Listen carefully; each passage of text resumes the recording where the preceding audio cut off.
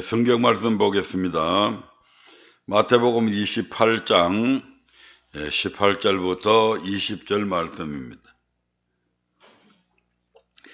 예수께서 나와 일러 가라사대 하늘과 땅의 모든 권세를 내게 주셨으니 그러므로 너희는 가서 모든 족속으로 제자를 삼아 아버지와 아들과 성령의 이름으로 세례를 주고 내가 너희에게 분부한 모든 것을 가르쳐 지키게 하라. 볼지어다 내가 세상 끝날까지 너희와 항상 함께 있으리라 하시니라. 아멘. 오늘도 우리에게 주신 본문의 말씀을 통해서 지상명령이라고 하는 제목으로 세 번째 시간의 은혜를 나누려 합니다. 지난 시간의 말씀들은 우리 주님께서 우리에게 분부한 모든 것, 이 모든 것이 바로 큰 구원에 관한 말씀이고 복음이고 그리스도도고, 이것을 우리가 가르쳐야 되는데 왜 가르쳐야 되냐 하면 영생의 말씀이기 때문에 그렇습니다. 이 세상에 어떤 종교나 어떤 학문이 우리에게 이 땅에 있어서 잘 사는 것은 가르칠지 몰라도 영생에 관해서 가르치는 말씀은 없습니다. 이 땅에서 편안해지는 그런 어떤 걸 가르칠 수는 있을지 몰라도 영생을 그들은 줄 수도 없고 영생의 말씀을 알지 못합니다. 오직 하나님만이 그렇게 말씀하실 수가 있습니다. 교회는 뭐 하는 곳입니까? 하나님의 말씀이 선포되어지는 곳이죠. 그런데 많은 교회들에서 하나님의 말씀을 가르치지 않는 교회들이 너무 많다 이 말입니다. 그러므로 우리가 이러한 영생의 말씀을 듣기 위해서는 하나님의 말씀만 가르치는 교회로 나가야 된다. 유독히 그 수많은 교회들 중에서 하나님의 말씀만 가르치는 교회가 있다고 성경은 분명히 그렇게 말씀하고 있습니다. 그런데 하나님의 말씀을 안 전하는 교회는 말할 것도 없고, 하나님의 말씀대로 살아야 되고 하나님의 말씀을 제대로 가르치는데도 불구하고 그 하나님의 말씀을 믿지 아니하고 배척하는 이들도 있다 이 말입니다.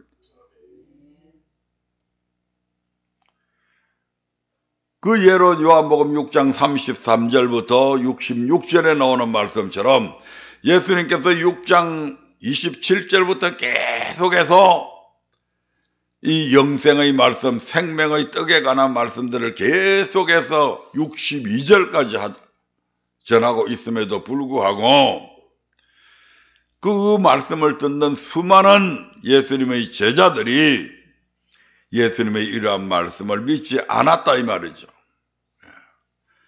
그래서 이제 그들이 더 이상 이 말씀을 듣지 아니하고 떠나가게 되는데, 이것이 그들이 똑똑해서 그들이 잘나서 떠나간 것이 아니고 아버지께서 오지 못하게 막으셨다고 성경은 그렇게 얘기한다는 말씀이에요. 하나님의 복이 선언이죠. 더 이상 너희들한테는 이 생명의 말씀을 줄 필요가 없다. 그래서 하나님께서 끊어버렸다 이 말입니다. 참 불쌍한 자들이죠. 참 안타까운 일입니다. 영의 말씀, 즉 생명의 말씀을 주는데도 불구하고 믿지 않는 자들은 하나님께서 더 이상 교회로 오지 못하게 하신다고 말씀합니다. 요한복음 12장 그래서 1절 2절의 말씀에 보니까 예수님께서 나는 참 포도나무요 내 아버지는 농부다. 물은 내게 있어 가시를 맺지 아니하는 가지는 아버지께서 이를 재버리시고 무릇 가시를 맺는 가지는 그 가시를 많이 맺게 하려 해서 이를 깨끗게 하신다, 이렇게 말씀하고 있는 것이죠. 바로 요한복음 6장 63절부터 66절에 있는 말씀과 요한복음 15장 1절 2절에 있는 말씀은 동일한 말씀이다 이 말입니다. 하나님의 말씀을 주는데도 불구하고 계속해서 거부하고 믿지 아니하며 하나님께서 오지 못하게 듣지 못하게 만들어 버립니다. 그러면서 이제 이사야 선지자의 예언의 말씀이 오늘 너희들에게 이루어졌다. 너희가 듣기는 들어도 깨달지 못할 것이요 보기는 보아도 알지 못할 것이다. 이 백성들의 마음이 완악하여져서 걷기는 듣기에 둔하고 눈은 감았으니 이는 눈으로 보고 귀로 듣고 마음으로 깨달아 돌이켜 내게 고침을 받을까 하나님께서 두려워한다. 그렇게 말씀하고 있는 것이죠. 그들이 듣지 못한 것도 눈으로 보았는데도 보지 알지 못한 것도 하나님께서 그렇게 하셨다는 거죠. 왜? 안 믿으니까. 그러나 믿는 너희들은 너희 눈은 봄으로 너희 귀는 들음으로 복이 있다. 수많은 너희들 이전의 수많은 선지자와 의인들이 지금 현재 너희들이 보고 있는 이것들을 보고자도 보지 못했고 너희들이 듣고자 하는 이 말씀들을 듣지도 못했다. 그 시대에는 안전해졌다 이 말입니다. 물론 선지자들을 통해서 띄엄띄엄 전해지기는 했지만 직접 하나님이신 예수님이 말씀이신 그분이 이 땅에 오셔서 직접 가르쳐주지 않았기 때문에 분명하지가 않은 거죠.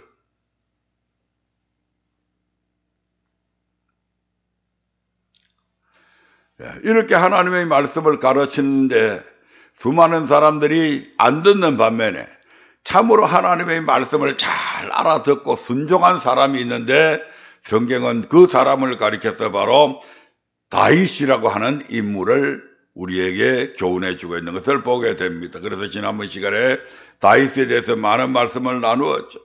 그래서 사무엘상 24장 26장에 보니까 사울 왕이 이 다윗이 아무런 잘못이 없음에도 불구하고 블레셋으로부터 이스라엘을 구원하셔서 했는데도 불구하고 그 다윗을 시기 질투해 가지고 죽이려고 전국 곳곳에 방을 붙여서 이러한 자를 발견하는 즉시 당국에 신고할 것, 오늘날로 얘기하면 이렇게 해서 이제 다윗을 잡기 위해서 그렇게 노력했는데 제보가 들어왔어요. 그래서 다윗이 저 엔게디 항무지에 있습니다. 그래서 다윗이 군사 3,000을 거느리고 그 엔게디 항무지에 가서 이제 다윗을 쫓아갔는데 너무 피곤해서 굴에 들어가서 잠깐 오침을 하려고 들어갔는데 하필이면 그 굴 안에는 다윗의 용사들이 거기에 다 들어있는 겁니다. 그냥 사자 굴로 사자 입 안으로 들어간 거죠. 그냥 다윗의 수많은 장수들이 하나님께서 주신 기회입니다. 죽이고 왕으로 오르십시오. 저희들이 모시겠습니다. 수많은 그런 장수들의 건의가 있었지만 그때도 다윗은 거기에 응하지 않았습니다. 왜? 다윗이 호인이 돼서 그런가요? 다윗이 마음이 좋아서 그럴까요? 아니라고 얘기합니다. 그래서 시편 105편 15절의 말씀을 다윗은 이미 알고 있었단 말이죠. 나의 기름 부은 자를 만지지 말라, 나의 선지자를 상하지 말라. 이 말씀 때문에 죽이고 싶은 마음이 있었지만 다윗은 그 수하 장수들의 말을 들은 것이 아니고 하나님의 말씀을 묵상함으로 장수들의 그러한 권위를 거절해버리고 자기 자신의 욕심까지도 거두어버리고 사울왕의 옷자락만 빼고 돌려보냅니다. 그렇게 다윗이 자기를 죽일 뜻이 전혀 없음을 알았음에도 불구하고 이 사울은 그때는 고마워하다가 또 조금 있다가 그 병이 또 발작을 합니다.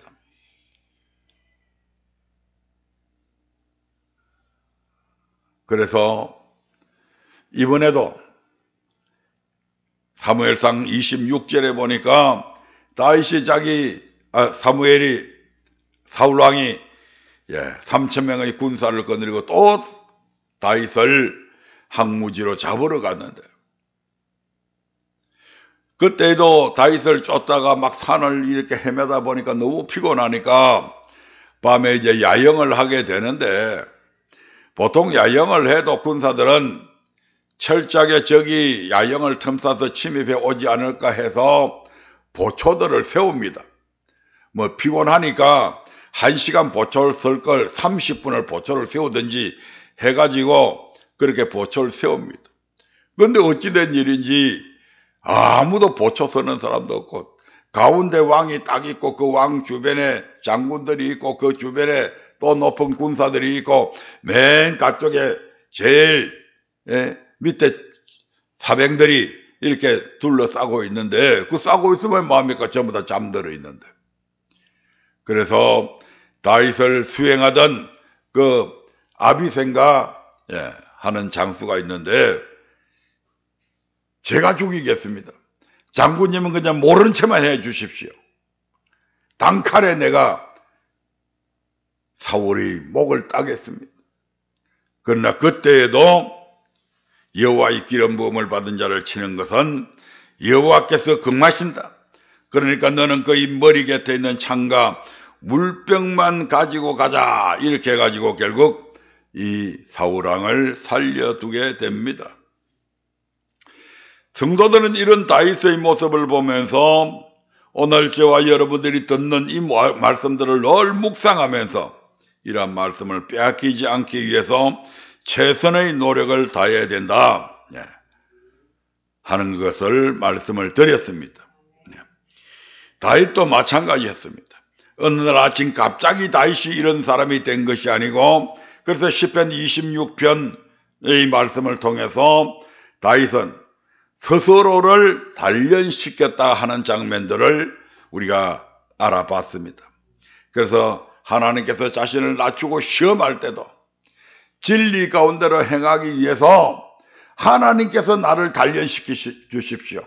하나님께서 나를 시험해 보시고, 내가 생각할 때는 내가 굉장히 잘하는 것 같은데 내 시각에서가 아니고 하나님의 시각에서 저를 좀 다루어 주십시오 라고 하는 기도를 다시 하게 됩니다. 얼마나 위대한 사람입니까?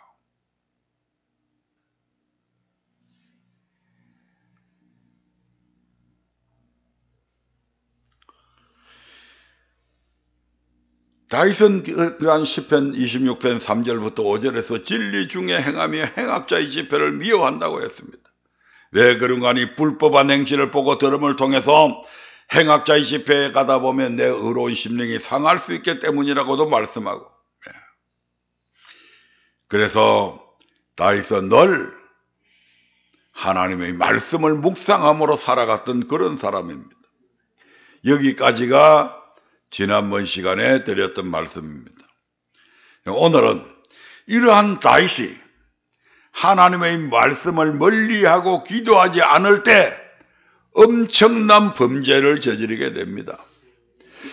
다윗은 성경적으로 보면 그 일평생을 통해서 죄를 거의 짓지 않았습니다. 딱 한 가지 죄 외에는 짓지 않았습니다. 그래서 하나님께서 다윗을 평가할 때 다윗은 내 마음에 합한 자라고 할 정도로 다윗은 정말 깨끗하고 정직하고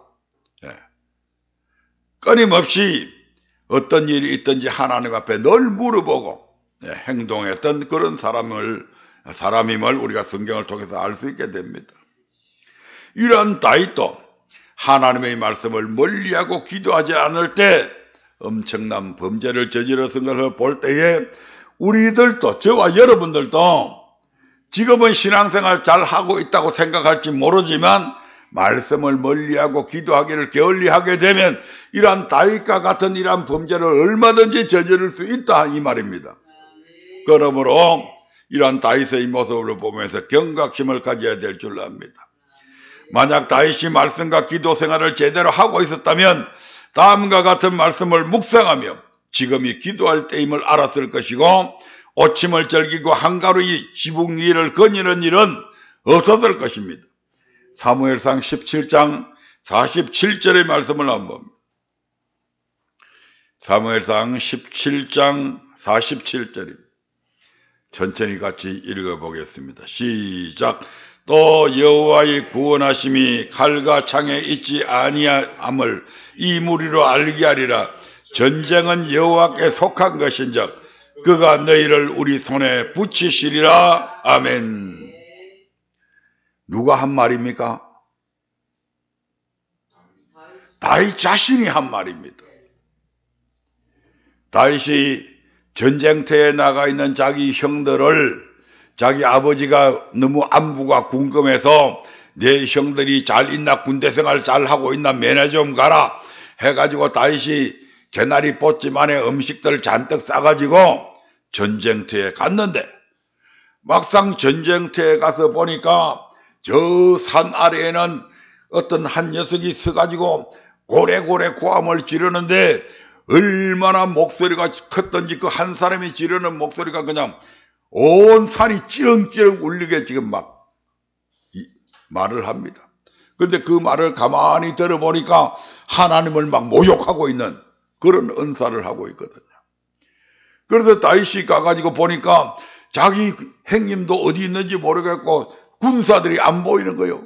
가만히 보니까 군사들이 전부 다 여기저기 막 굴 속에 다 숨어 있는 겁니다.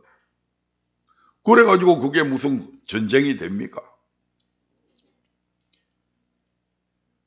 그래서 다윗이 가만히 살펴보니까, 소년 다윗이 살펴보니까 이 이스라엘 병사들이 전부 다 겁을 집어먹고 그 찌렁찌렁 밑에서 꽈면 너희들에게는 나를 상대할 장수가 없냐? 없으면 항복해라. 하나님이 너희들을 지켜줄 줄 아냐? 못 지켜준다.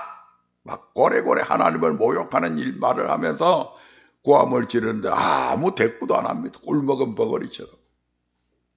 그 광경을 보고 있던 다윗이 그냥 속에서 막 울분이 치솟아가지고 저놈을 어떻게 가만히 놔두냐고, 당장 가서 저놈을 때려 잡아야지.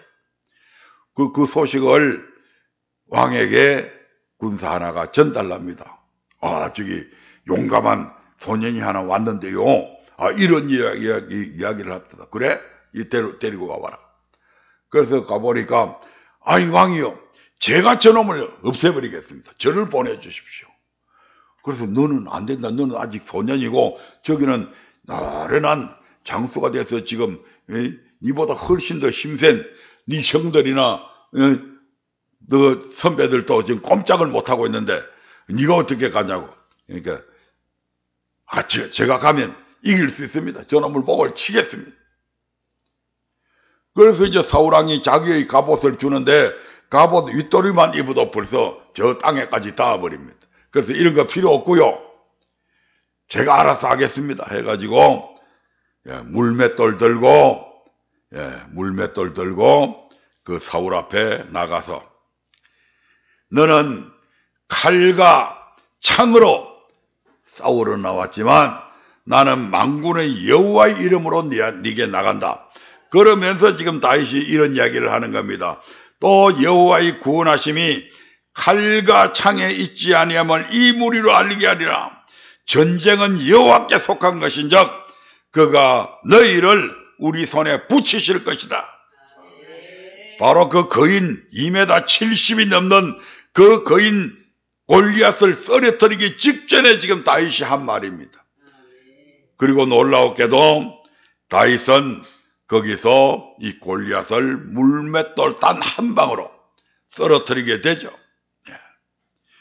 그래서 전쟁이 여호와께 속한 것임을 누구보다도 잘 알고 있는 다윗이 지금 자기의 수하 장수들이 어디에 갔습니까?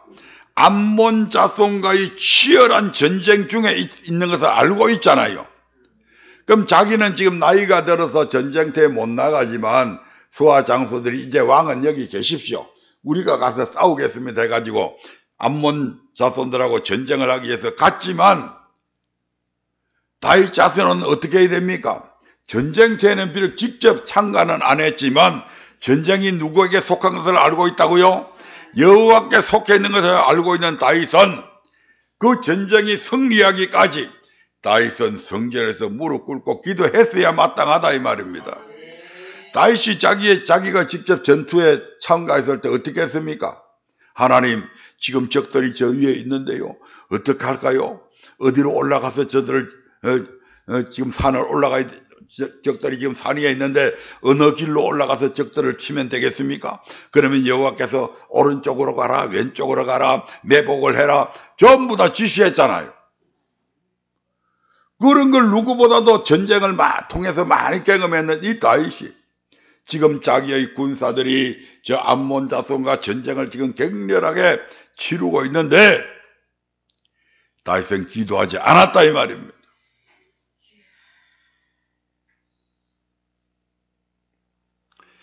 그래서 어떻게 합니까? 낮잠 푹 자고 일어나가지고 아이고 바람 좀 쐬야 되겠다 해가지고 한가로이 지붕 위를 거닐고 있는 모습 속에서 우리는 다윗이 그동안 말씀과 기도 생활을 멀리하고 있었다는 사실을 알 수가 있습니다. 그런데요, 우리의 주변에는 누가 있다고요? 늘 마귀란 놈이 어떻게 하든지 우리를 무너뜨리려고 끊임없이 우리 주변을 배회합니다.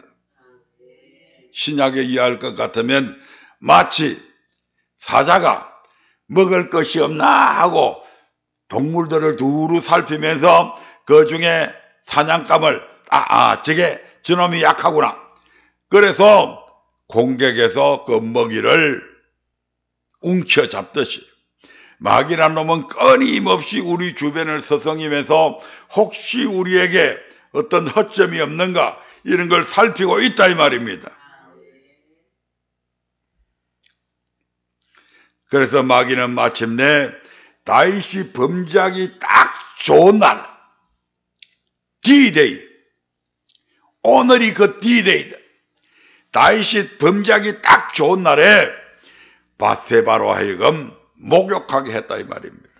이게 우연히 일어난 일 아닙니다. 우리가 볼 때는 우연히 일어난 일처럼 보이지만 마귀란 놈이 밧세바를 하필이면 그 시간에 충동질해서 목욕하게 만들었다 이 말입니다. 다윗이 딱 범죄하기 좋은 날을 이 기가 막힌, 참으로 기가 막힌 타이밍이죠. 그래서 다윗이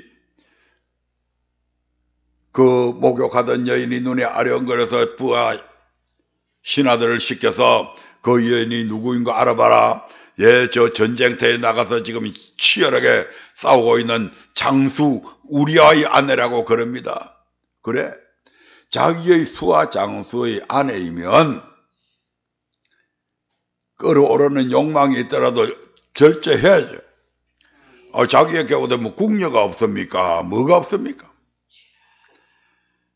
그런데 자꾸 그 여자가 아령거려서 불러오라고 그럽니다. 목욕을 시키고 결국 동침을 하게 되죠. 이 일로 인해서 다윗은 하나님으로부터 엄청난 곤욕을 치르게 됩니다. 어떻게 됩니까? 그 밧세바와 다윗의 사이에서 아이가 잉태하게 되죠. 나중에 우리아를 죽이고 난 이후에 그 아이가 이제 태어날 때쯤 됐는데 태어나자마자 죽어버립니다. 병이 들었습니다. 그래서 다윗은 그 아이를 살려달라고 하나님 앞에 애걸복걸 했지만 하나님께서 살려주지 않았습니다. 또 어떤 일이 일어납니까? 다윗은 왕이기 때문에 많은 왕비들이 있습니다. 그런데 그 중에서 압살롬의 동생인 누이 동생을 다윗의 가장 큰 아들이 강간을 해버립니다. 형제간에. 그러니서 압살롬과 그 형간은 원수가 되고 형제간에 원수가 되는 이런 일들이 일어납니다. 그것뿐입니까? 결국 압살롬은 반역을 일으켜가지고 다윗이 얼마나 궁급했던지 왕비들도 다 때려가지 못하고 그냥 군사 몇 명만 거느리고 도망을 가게 됩니다. 그 압살롬이 그 왕비들을 자기 아버지의 왕비들입니다. 그 왕비들을 백주대낮에 모든 신하들이 보는 앞에서 희롱을 하고 강간을 하는 이런 정말 수치스러운 일을 당하게 됩니다. 자기 자신은 자기 목숨을 보존하기 위해서 급히 도망가야 했고 결국 나중에 압살롬의 반역을 진압하는 과정에서 그 압살롬은 결국 요압에 의해서 목을 베이게 됩니다. 이 다윗이 그 압살롬을 얼마나 좋아했는지 모릅니다. 그 죽고 나서도 그렇게 반영한 아들, 그 아들을 향해서 압살롬아, 압살롬하고 슬픔에 젖어 있으니까 오죽하면 요압 장군이 나가서 왕이여, 오늘 우리가 패했으면 좋을 뻔했습니다. 심지어 그런 얘기까지 하잖아요. 아무리 우리가 선한 마음을 갖고 살아간다 할지라도 하나님의 말씀으로부터 멀어지게 되면 다윗처럼 이런 범죄를 저지를 수밖에 없는 게 저와 여러분들의 모습이다 이 말입니다. 만약에 이 다윗 옆에 옳은 신하들이 있었다면 이러한 그의 잘못된 생각에 충원을 하였을 것인데 그것마저도 아마 없었던 것 같아요. 다윗의 권세가 워낙 막강했기 때문에 감히 누가 다윗 앞에 나서서 왕이여 그러시면 안 됩니다 이렇게 충원하는 신하들이 없었습니다. 그래서 우리에게는 참으로 우리가 어떤 나쁜 짓을 할 때에 우리에게 충고해 줄 수 있는, 건면해 줄 수 있는 그런 사람들이 우리에게는 늘 필요하며 사람에게는 필요하다 이 말입니다. 왜냐하면 완전한 사람이 없기 때문에. 히브리서 3장 13절에서는 그래서 이렇게 말씀합니다. 히브리서 3장 13절입니다. 시작. 오직 오늘이라 일컫는 동안에 매일 피차 건면하여 너희 중에 누구든지 저의 유혹으로 강팍해 됨을 면하라. 네. 매일 피차 건면해야 된다.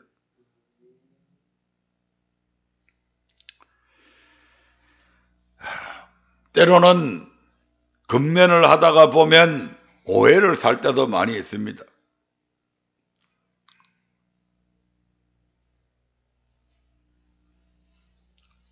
정죄하는 게 아닌데 정말 위해서 건면을 했는데 자기의 치부가 드러나니까 막 그걸 가지고 막 붕괴하면서 그래서 내가 이걸 참 안 했어야 될 이야기를 했나 싶기도 한데 그렇지 않습니다.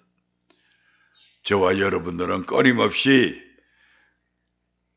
옆에 권사님이나 어떤 우리 사모나 전도사나 또한 장로들이나 어떤 성도들이 있더라 해도 잘못된 삶을 살아가게 되면 정말 사랑하는 마음으로 위해서 기도도 해줘야 되지만 때로는 건면해 줘야 됩니다. 저한테도 마찬가지입니다. 그래서 우리 서로가 강팍해 됨을 면해야 되고 범죄하는 일에서부터 멀어져야 된다 이 말입니다. 오늘 다윗이 시편 26편의 삶을 살아가는 이유는 자신의 영혼을 위해서임을 고백하고 있음을 봅니다. 시편 26편 9절입니다. 시작. 내 영혼을 죄인과 함께 내 생명을 살인자와 함께 거두지 마소서.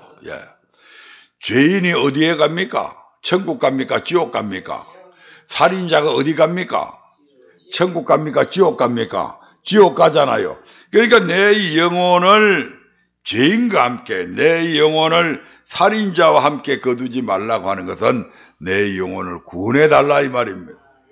다윗은 자신의 영혼을 구원하기 위해서 이와 같이 하나님 앞에 하나님 내가 보기에는 내 딴에는 내가 정직하게 잘 하는 것 같은데 내 속안에 맡기지 말고 하나님의 시각에서 나를 바라봐 주시고 혹시 잘못한 것이 없나 살펴봐 주셔서 나로 하여금 이 지옥에 가지 않도록 영원한 생명을 누릴 수 있도록 내 영혼을 구원해 달라고 이런 요청을 했던 것을 알 수가 있습니다. 우리 또한 영혼 구원을 위해서 우리 스스로를 시험하사 내 뜻과 내 마음을 다 단련해 달라고 주님 앞에 간구할 수 있는 그런 믿음의 자리에 이르기를 축원합니다. 그래서 우리에게 주어지는 시험 때문에 원망 불평하는 자들이 아니라 오히려 크게 기뻐할 수 있는 자들이 되기를 원합니다. 왜냐하면 시험을 참는 자에게 복이 있기 때문입니다. 야고보서 1장 12절 볼까요? 야고보서 1장 12절입니다. 시작. 시험을 참는 자는 복이 있도다. 이것이 옳다 인정함을 받은 후에 주께서 자기를 사랑하는 자들에게 약속하신 생명의 면류관을 얻을 것임이니라. 시험을 잘 참는 자는 복이 있는데 어떤 복이냐? 생명의 면류관, 영혼의 구원, 천국에 들어가는 영광을 얻게 된다 이 말입니다. 그래서 베드로전서 1장 6절부터 7절에 보면 이런 말씀이 있습니다. 베드로전서 1장 6절부터 7절입니다. 시작. 그러므로 너희가 이제 여러 가지 시험을 인하여 잠깐 근심하게 되지 않을 수 없었으나 오히려 크게 기뻐하도다. 너희 믿음의 시련이 불로 연단하여도 없어질 금보다 더 귀하여 예수 그리스도의 나타나실 때에 칭찬과 영광과 존귀를 얻게 하려 함이라. 여러 가지 시험을 인해서 시험이 닥치면 근심이 잠깐 되죠. 그러나 돌이켜보면 내가 이 근심 때문에 이런 식으로 살아 안 돼 하고 그 근심하는 문제거리를 놓고 하나님 앞에 간절하게 기도하다 보면 하나님께서 내게 이런 일 때문에 내 영혼을 구원하시려고 내게 이런 시련을 주셨구나, 이런 것들을 깨닫게 된다 이 말입니다. 그래서 오히려 처음에는 못 모르고 근심을 했지만 나중에는 오히려 그 근심 때문에 하나님 앞에 더 열심히 기도하게 되고 죄짓는 일을 멈추게 되고, 그렇게 해서 어떻다 이 말입니까? 그러한 믿음의 시련으로 인해서 불로 연단하여도 없어질 금보다 더 귀한 믿음을 갖게 돼서 예수님께서 재림하실 때에 예수님으로부터 칭찬을 받고 예수님으로부터 영광을 받고 예수님으로부터 존귀함을 얻는다. 그 자리가 어딜까요? 바로 하늘나라에 하나님의 자녀로서 당당하게 천국에 가는 그러한 존귀한 말입니다. 예수님께서는 친히 이러한 일들의 본을 보여주신 분입니다. 빌립보서 2장 5절부터 8절을 볼까요? 빌립보서 2장 5절부터 8절입니다. 시작. 너희 안에 이 마음을 품으라. 꼭 그리스도 예수의 마음이니 그는 근본 하나님의 본체시나 하나님과 동등됨을 취할 것으로 여기지 아니하시고 오히려 자기를 비어 종의 형체를 가져 사람들과 같이 되었고 사람의 모양으로 나타나셨으며 자기를 낮추시고 죽기까지 복종하셨으니 그 십자가에 죽으심이라. 우리 주님도 아버지 하나님의 뜻을 위해서 우리 주님께서 이 땅에 사람의 몸을 입고 오셨고 십자가에 죽으셨는데 죽을 때 우리 주님께서는 슬퍼함으로 억지로 그 십자가를 진 것이 아닙니다. 다른 성경에 보면 그 앞에 있는 즐거움을 위해서 십자가를 기꺼이 지신 것을 우리가 알 수가 있습니다. 그러므로 우리 또한 시험을 당할 때에 오히려 기뻐할 뿐만 아니라 누구 때문이 아니라 바로 나 자신을 위해 복종해야 할 것입니다. 이 땅에서도 우리가 돈을 좀 더 벌기 위해서, 더 좋은 직장에 들어가기 위해서, 더 좋은 대학에 가기 위해서, 다른 사람보다 좀 더 성진하기 위해서 얼마나 힘쓰고 애씁니까? 하물며 천국을 얻는, 영원한 생명을 얻는 일들에 소홀히 해서는 안 된다 이 말입니다. 빌립보서 2장 12절의 말씀을 보면 빌립보서 2장 12절입니다. 시작. 그러므로 나의 사랑하는 자들아 너희가 나 있을 때뿐 아니라 더욱 지금 나 없을 때에도 항상 복종하여 두렵고 떨림으로 너희 구원을 이루라. 항상 복종하여 무엇에? 분부한 모든 말씀에 이 말입니다. 항상 복종하여 두렵고 떨림으로 너희 구원을 이루야.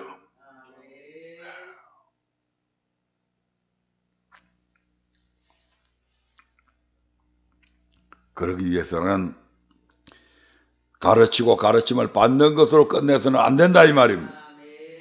이제는 지켜야 됩니다. 나 자신이 지켜야 되고 또한 내가 가르치는 그 사람들로 하여금 지키게 만들어야 됩니다. 오늘 주님께서는 그것까지 우리에게 지금 명령하고 계시는 겁니다. 너도 지켜야 되고 네가 가르친 그 사람들도 지키게 만들어라 이 말입니다. 저는 한때 아니 주님 제가 지키는 건 제가 열심히 기도하고 성령님의 역사를 통해서 내가 지킬 수 있을지는 몰라도 다른 사람을 어떻게 지키게 합니까?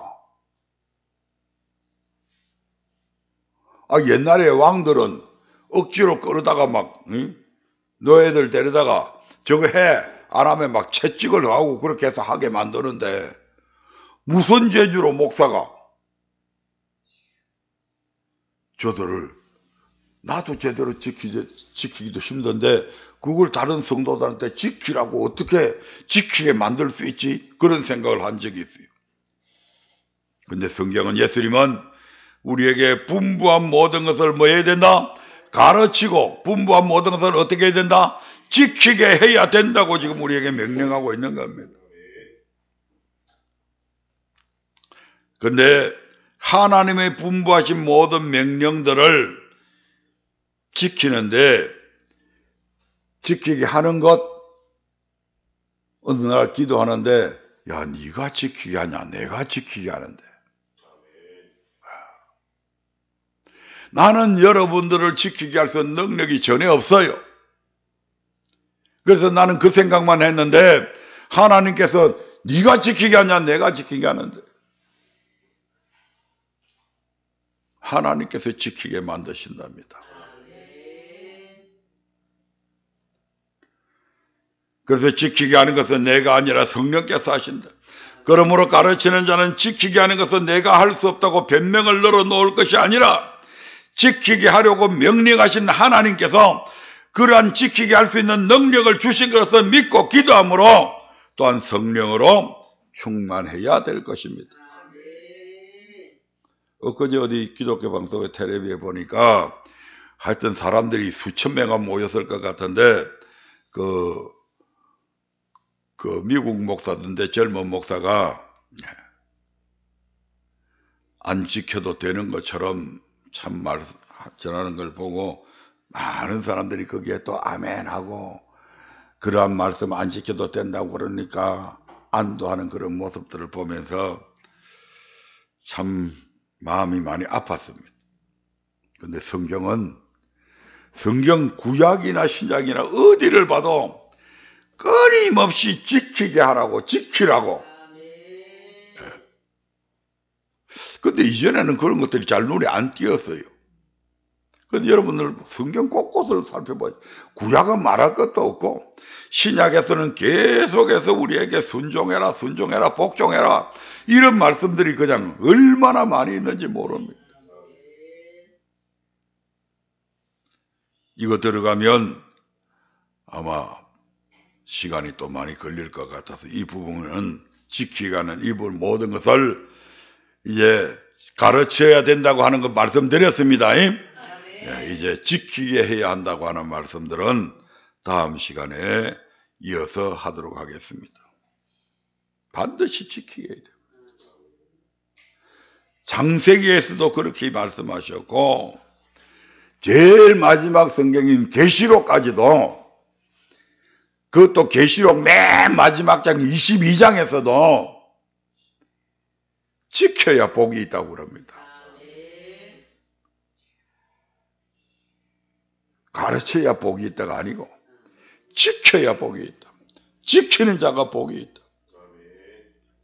다음 시간에 보겠습니다. 다음 주에 보겠습니다만은 그 부분만 한번 읽고 마치겠습니다. 계시록 22장 7절 한번 봐주세요. 시작.